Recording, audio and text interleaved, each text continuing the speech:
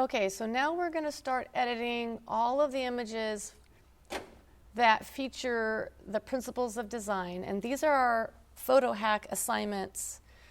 They will be automatically saved into the shared drive. So if you go to Google Drive, click on Shared Drives, and go to Del Mar Digital Photo 2019 and 20. Click on that file. Go to your class period, either digital photo period 6 or period 7, and then go to the photo hack image folder. And they're going to be placed in there according to the principles of design. So the first ones we worked on so far are balance. So I'm going to go ahead and open up the balance folder. And you are going to see lots of images. And what you want to do is look through them and pick your favorite image. You can edit any image you want from these images. You want to download the Jpeg because you're going to notice that there's a CR2 file right next to it. Okay, so just ignore the CR2 file. You want to go to the Jpeg. I'm going to go with 4260. I'm going to right-click on that, and I'm going to select Download. All right, so you're going to see along the bottom that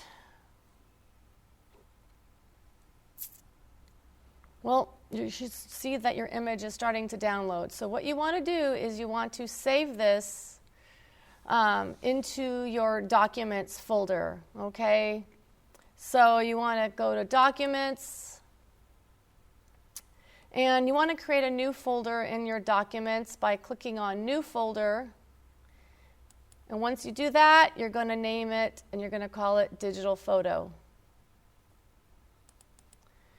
Inside your digital photo file, you want to click on New Folder, and you want to create a folder called Photo Hack Images.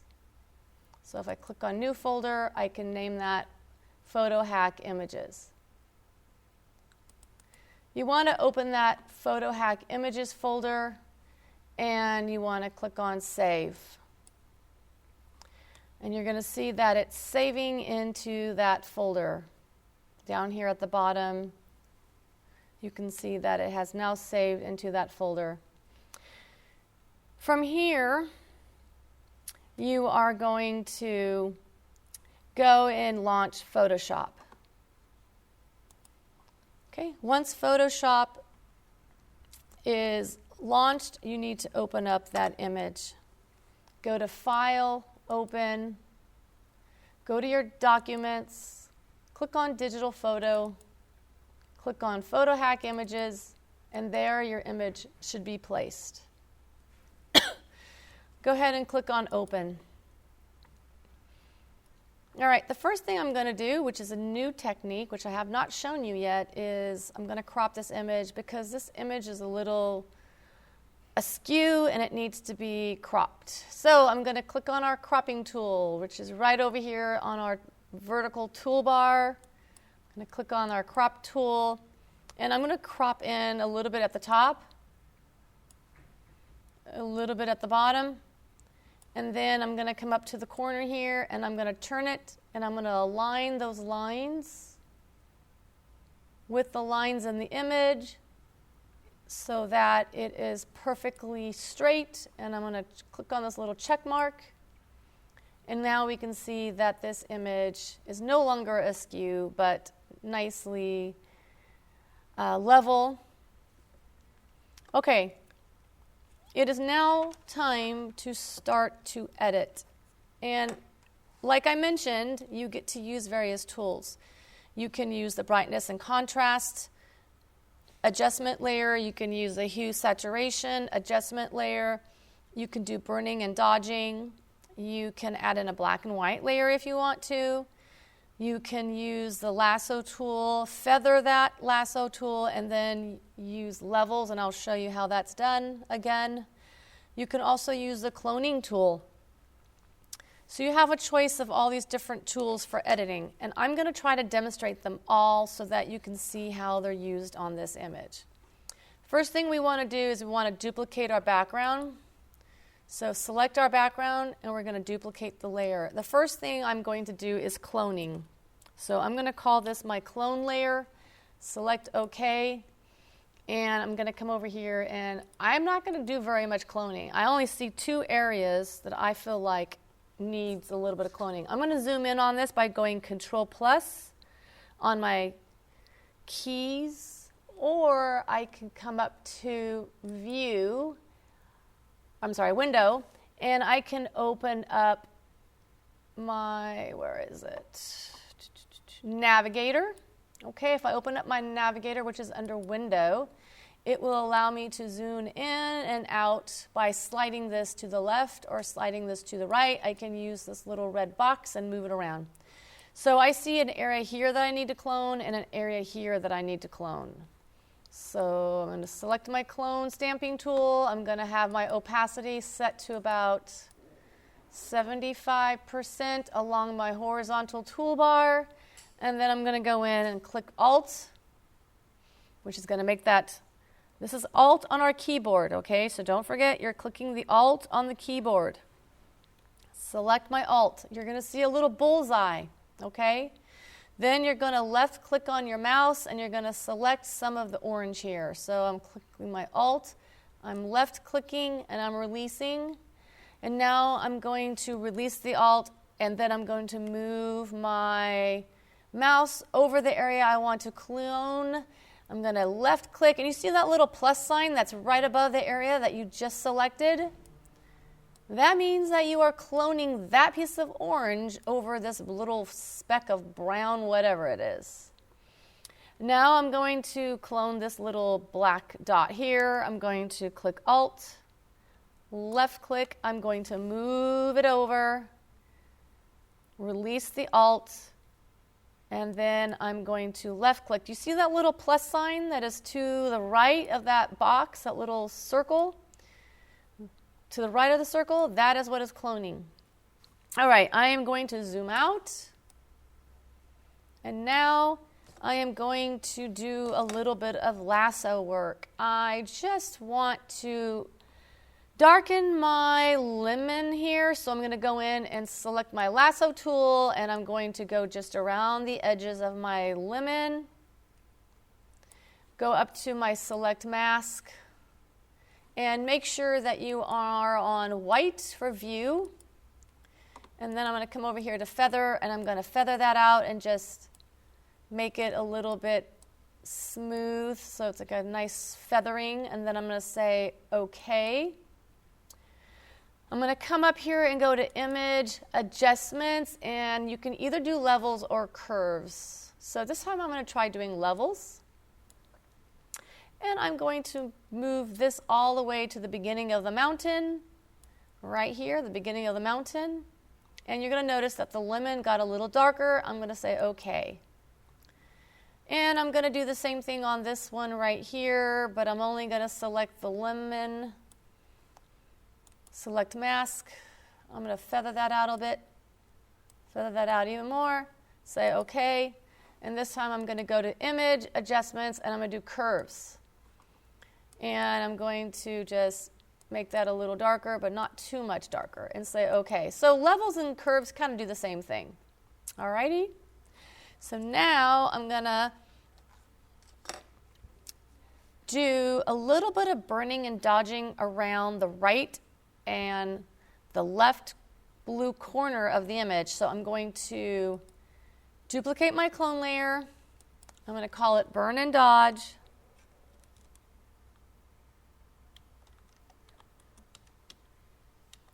But I'm only going to be doing burning, okay? So I'm going to select OK.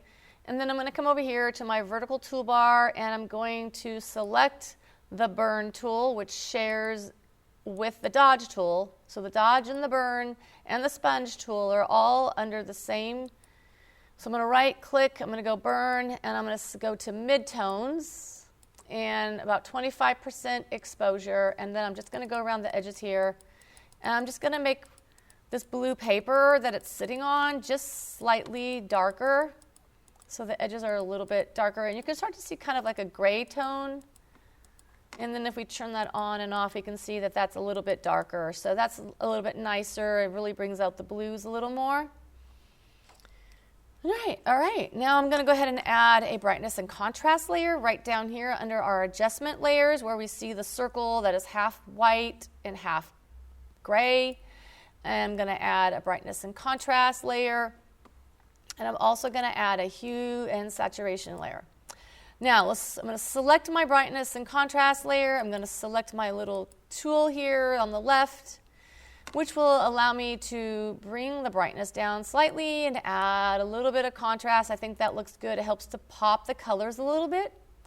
And then I'm going to go back to my hue saturation, and I'm going to add just a slight saturation, which is going to make my colors a little more intensified. Okay? So I've pretty much used every tool. The only thing I haven't used so far is the black and white layer, and if I want to, I can do that. I can go and select black and white, add that in, and then I can adjust these layers. I can make the reds and the oranges a little more intense. I can use the blues to make those a little bit more intense, the cyans a little more intense, maybe add a little bit. So I can do that, but awesome work on this. But you know what? I don't really like the black and white work. So I'm going to take that off, and I'm not going to do black and white. Black and white doesn't really work for me because I really like the intensity of the orange and the yellow. So I'm going to delete that layer. But maybe when you go to do your Unity image, you might want to use black and white. Okay? So there you go. I've used those tools, and it really only took me about 20 minutes at the most to do this. So now that this is done, I need to save my work. Okay, so I'm going to go File, Save As, and I'm going to go my PhotoHacks images, and I'm going to save it as a PSD file. So I'm going to call this image Balance, because that's what this image is, and I'm going to call it Balance, but I'm also going to add Edit to it. Balance, Edit. So I know that this is my edited version, okay? So I'm going to click on Save, and I'm going to click OK, and now I need to save a JPEG version of this. So back to File, Save As, and I'm going to come over here to Save As Type. I'm going to select JPEG, and I'm going to still call it Balance Edit, and I'm going to save it as my Balance Edit, click OK. And now if I go into my yellow folder here, and I go to my Documents, Digital Photo, Photo Hack Images, I've got my Balance Edit as a JPEG, I got my Balance Edit as a PSD file, and what I want to do right now is I want to go to Properties, Details, and I want to make note of my f-stop, which is f13. My shutter speed is 1/80th of a second. My ISO is 100. And I'm using a focal length of 60 millimeters. Okay? So I've got that. Okay. And now what I want to do is I want to insert this image into my my project. So I am going to go into Google Classroom. Okay. And I'm going to open up, I'm going to go to my Elements and Principles of Design project.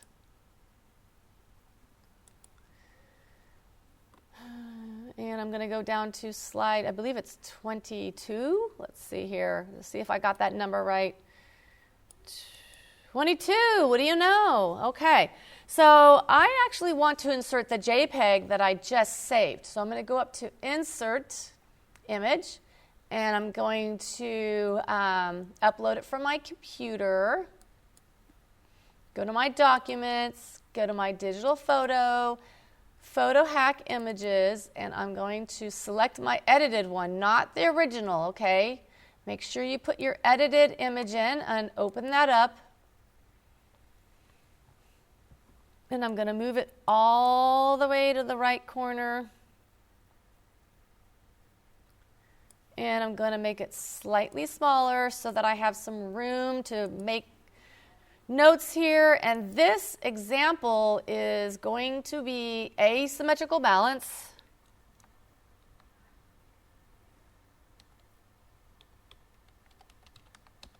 Okay, so make sure you fill that in. I'm going to fill in my technical specs because I wrote it down. And so I remember what it is. It's ISO 100. F-stop is 13. Shutter speed is 1/80, and the focal length is a 60 millimeter lens, okay? So now I'm going to insert some boxes in here, and I'm going to annotate this image, and I'm going to explain how I'm using asymmetrical balance. So you want to come up here to shapes, okay? And you can use any of these cool shapes, you know. You can use anything you want to help get across your ideas. So I'm going to put a box in, and I'm going to put the box kind of like right above it, like this. And I'm going to add a nice color of orange. And I'm going to add in a line as well because I want to split this kind of down the middle. So I'm going to come right here, and I'm going to draw in a line. I'm going to connect it to this line here, and I'm going to make it a little thicker. I'm going to make it like really thick, and I'm going to make my line color, let's do red so it really stands out, okay? And if we look at this, this is the center of the image, and we can see that there's a little more space on the right versus the left. And we can also see that if this orange is much bigger than this lemon here is much smaller than this orange, and so these are not symmetrically balanced, right? So what I want to do is I want to go in and explain what's going on here. So let's look at the directions. It says you will edit with Photoshop and insert the balance image here. Then you will create boxes and arrows to help you annotate the image, explaining the type of balance that's used. And also, I want you to talk about the forms. Like, what kind of forms do you see? Because it's the elements of art, line, shape, color, texture, form, space, and value, that help to create our composition, this composition of asymmetrical balance, okay? So you might want to go back and look at your definition for form. What is form? We know that form is three-dimensional. It has volume. It takes up real space. And we also know that this is implied form because it's a photograph. We can see some value tones that help to create the form and to make it more realistic. All right, so let's go in and we're going to then fill in this box, and we're going to explain why this is asymmetrical and how form is being used in this image. And from now on, you're going to follow these steps that I just showed you for each of your photo hack images. You're going to do it for unity and value, variety and color, and so forth. You get to choose how you set up your boxes, and you get to choose how you annotate your images, demonstrating the ideas that you are being asked to write on, which is balance and form.